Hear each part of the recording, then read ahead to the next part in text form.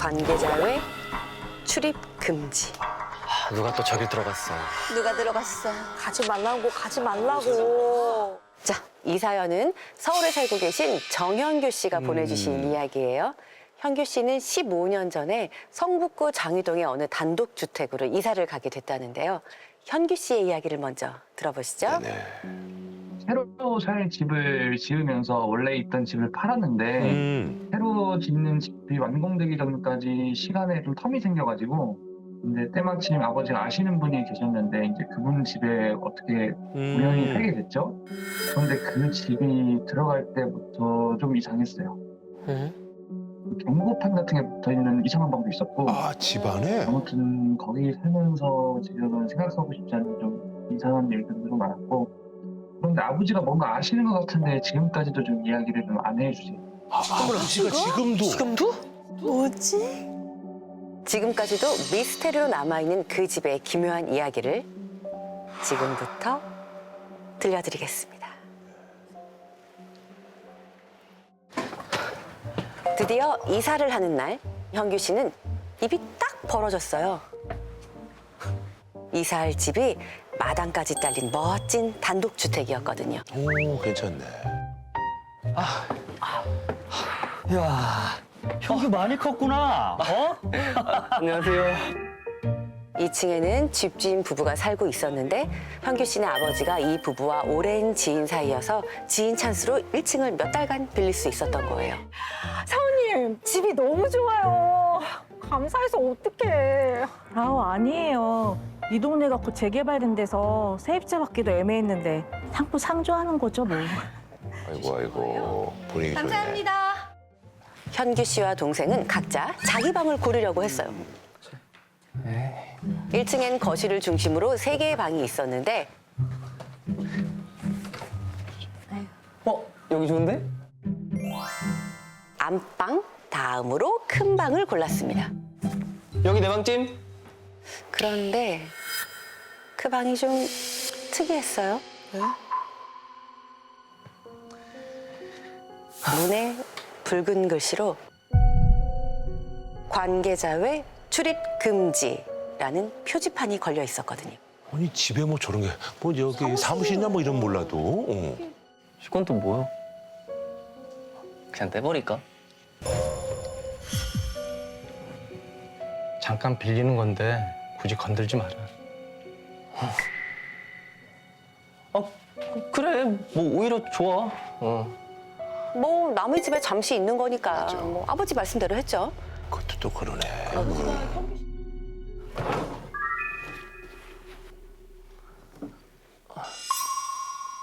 그런데 이거 뭐야?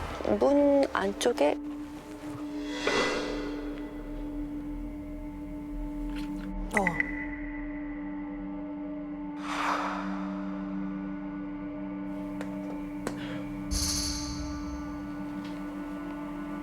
호기심에 들여다보니 신기하게도 그 조그만 구멍으로 거실이 한눈에 보였어요. 감시하는 건가? 그렇게 새 집에 적응하던 어느 날 가족끼리 외식하러 가던 중이었어요. 동생만 할 일이 있다며 집에 남아 있었는데 갑자기 전화가 온 거예요. 집에 도둑이 든 것 같아. 빨리 와.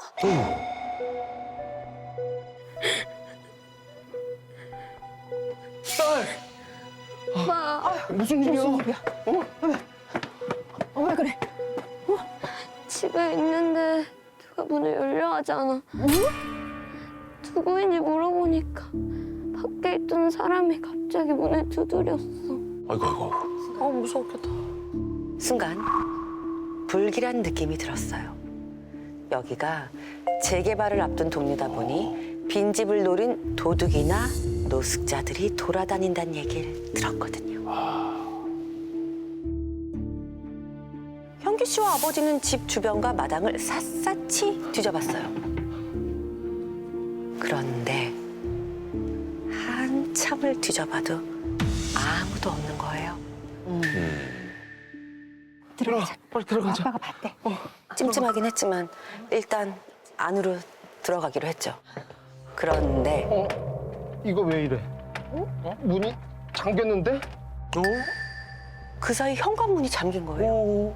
옛날 집이라 열쇠로 잠그는 문이었거든요. 어머, 그런데 이걸 알지?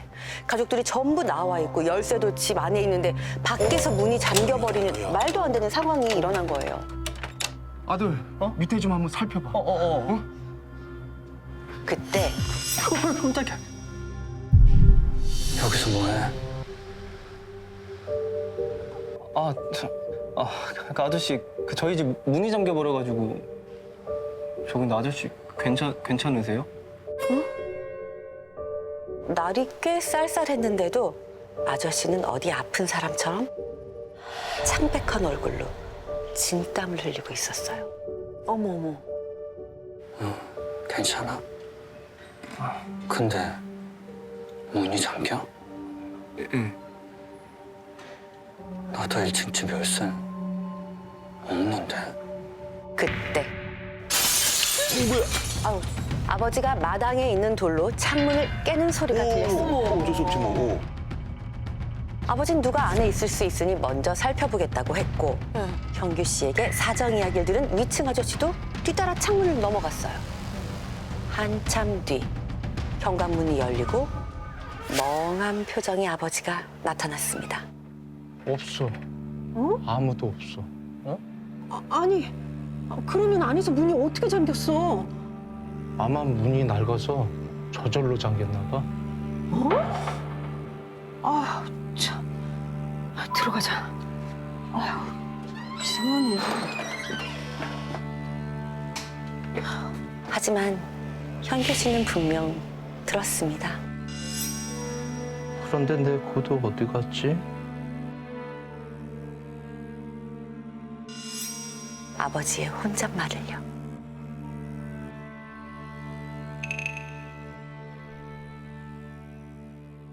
그날 밤 현규 씨는 평소처럼 게임을 하고 있었습니다. 뭐. 그런데 어느 순간부터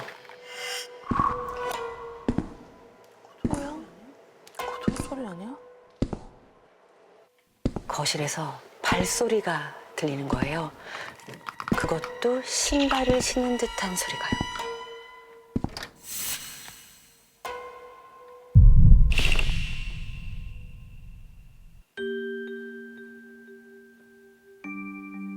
현규 씨는 아침이 되자마자 식탁에 앉은 가족들에게 어제 일을 얘기했어요. 엄마, 밤에 그 소리 못 들었어? 누가 거실 돌아다니는 소리. 너 아니었어? 아, 다 같이 들었네. 그만해! 별일 없잖아. 일 만들지 말고 그냥 그런가 보다 해. 아버지가 뭐 이상하네. 그런데 그 뒤로도 종종 밤이 되면 그 발소리가 들렸어요. 하지만 현규 씨는 아버지 말을 떠올리며 애써 그 소리를 무시해야 했죠. 그러던 어느 날 현규 씨가 새벽까지 뒤척이다 겨우 잠들었는데 까칠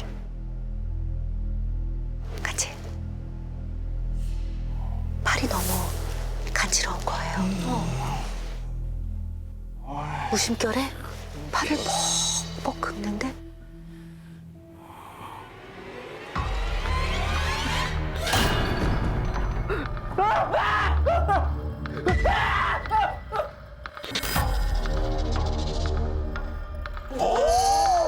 뭐야? 저도 깜짝 놀래가지고 엄마를 불렀고 불을 켜는 순간 그런 것들이 보였던 거죠. 그 개미가 한두 마리가 아니라 수십 마리가 보다 이거 수백 제 마리? 얼굴, 팔, 다리, 이불, 침대, 장판까지 싹 다 붙어 있었거든요. 이야. 왜 이러는 거야? 그러니까. 미쳤어. 그런데 문제는 그게 끝이 아니라 그날부터 아침마다 그 일이 계속됐고요. 꽤 오래 계속 반복됐어요. 틈이란 틈은 다 막았는데도 개미떼의 습격은 며칠간 계속됐어요. 이야. 그렇게 답답하고 찝찝한 상태로 시간은 흘렀습니다. 다행인 건 드디어 계약 기간이 끝나 내일이면 이사를 간다는 거였어요. 아, 다행이네. 이 집도 이제 끝이다. 현규 씨는 늦게까지 짐을 챙겼습니다. 그런데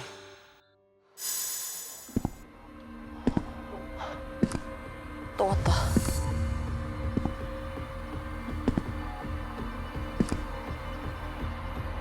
순간 그런 생각이 들었어요. 내일 이 집을 떠나면 이소리의 정체는 영원히 알 수 없는 걸까? 그렇지. 그냥 모른 척해. 그 호기심. 그 생각을 했을 땐 현규 씨는 이미 문 앞에 서 있었습니다. 큰일 났다. 마지막. 그리고 천천히 문에 난 구멍을 들여다봤어요. 그랬더니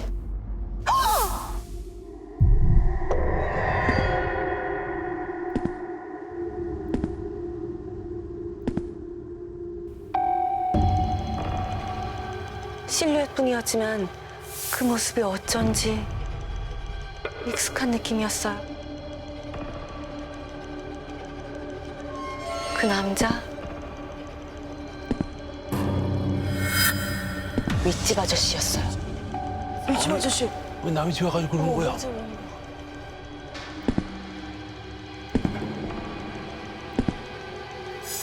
저 아저씨가 왜 우리 집에 있는 거지? 어떻게 들어온 거야? 설마 그동안 저 아저씨가 우리 집을 돌아다니고 있었던 건가? 한참 혼란에 빠져 있는데 문득 밖이 너무 조용했어요. 갔나?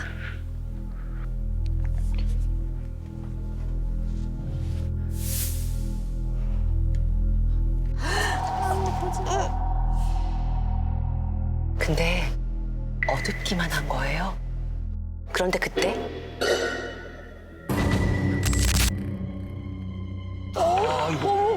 보고 있는 건가? 기겁한 현규 씨가 바닥에 털썩 주저앉았어요. 동시에 문고리가 덜컥덜컥 마구 흔들리는 거예요. 그러더니 곧 문이 열리고 그 사이로 아저씨가 나타났어요. 벌레가 갉아먹은 것처럼 살점이 떨어지고 피부가 썩어버린 모습으로. 오지 마. 아, 오지 마. 아, 오지 마. 바로 그때 정현규! 얼른 안 일어나! 문이 열리고 나타난 사람은 지금 다 싼 거야? 어머니였어요. 어느새 아침이 된 거예요. 말이 샌 거야. 엄마 아니 그 밖에 그 아저씨. 무슨 아저씨? 아우 이게 다 뭐야? 개미들이 또 왔어. 아우. 사방에 죽은 개미들이 때로 묶여 있었어요. 아이고, 개미가 약간 수상한데. 그때 윗집 아줌마였어요.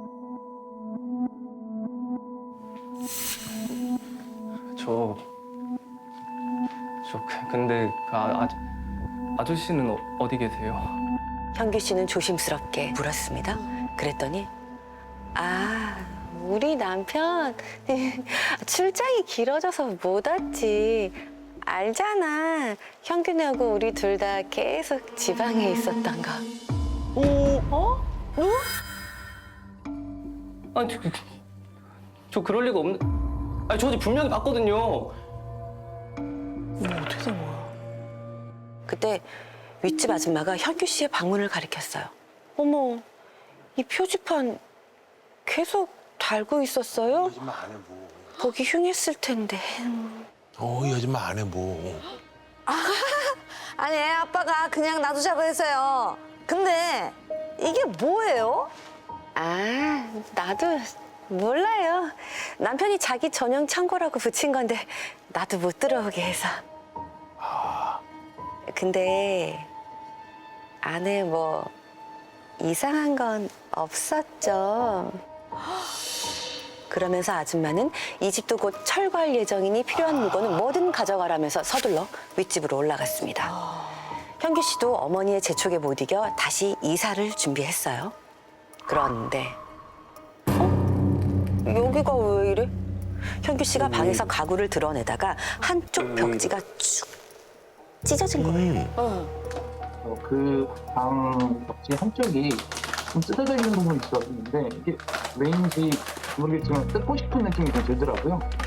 그래서 그것을 이렇게 쭉 뜯었는데 갑자기 이상한 부분이 나타나는 거 있죠. 그 나무로 된 문인데 꽤 오래된 것 같은 문? 아, 또 문이 있어? 문이?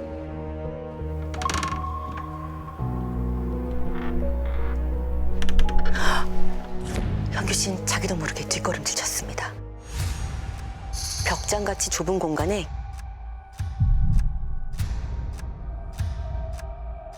개미 그림이 빽빽하게 그려져 있었거든요. 그리고 바닥엔 사진이 한 장 놓여 있었어요.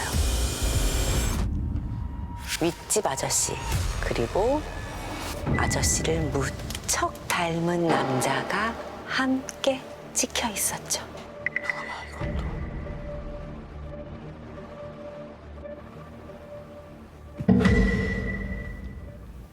모른 척해라. 아버진 뭔가 아시는 것 같았지만 아무 말씀도 하지 않으셨어요. 그런데 그 문을 닫기 전 그것을 보고 현규 씨는 너무 혼란스러웠습니다. 그곳에 잃어버린 아버지의 구두가 있었거든요. 그리고 이삿짐이 가득 실린 차 안에서 현규 씨는 잠결에 부모님이 속삭이는 소리를 들었습니다. 아니 그때 윗집 아저씨 출장 간 거 맞아? 아, 동네 사람들 말이 그 집에 미친 동생이 있는데 병원에서 사라져서 아저씨가 찾으러 다닌다던데? 야, 글쎄, 뭐 사라진 건지 죽은 건지. 아, 됐어. 남의 집 얘기하지 말자고. 현규 씨는 지금도 가끔 그 집, 그 방을 떠올립니다. 여기서 뭐해? 윗집 아저씨. 아니, 아저씨를 닮은 그 사람이 그 방의 원래 주인이었던 걸까요? 15년이 지난 지금까지도 이 모든 것이 풀리지 않는 의문입니다.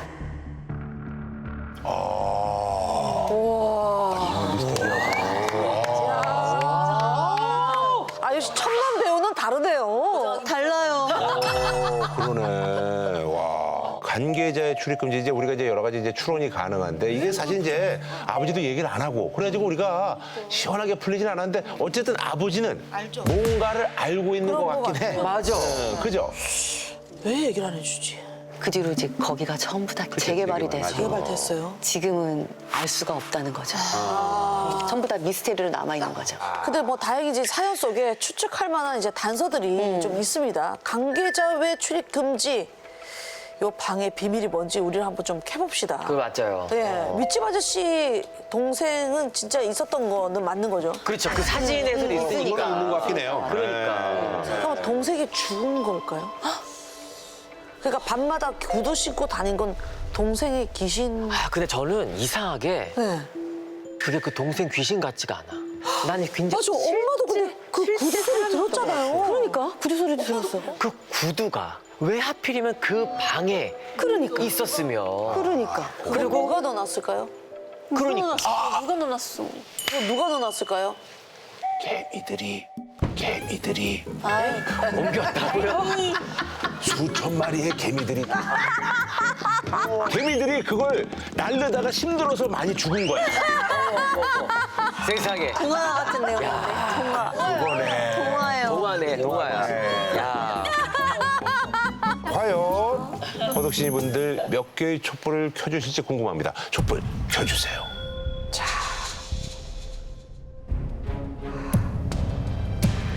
오, 쭉쭉 가는데. 좋아. 좋아. 쭉쭉 갑니다. 자, 40분 이상 나오면 이거 진짜 대박 난 거거든요. 자, 과연. 자, 올라가서. 그렇지. 올라가고, 자, 이제 호영 씨 잡으러 갑니다. 자, 여기서 이제 잡히지. 이게 속도가 여기서 많이 자꾸 떨어지네요. 집에서 딸이 응원하고 있는데 3, 2, 1. 여기까지! 어떻게 되죠? 자, 장인 씨의 간기자의 출입 금지는 총 34개의 촛불이 감사합니다.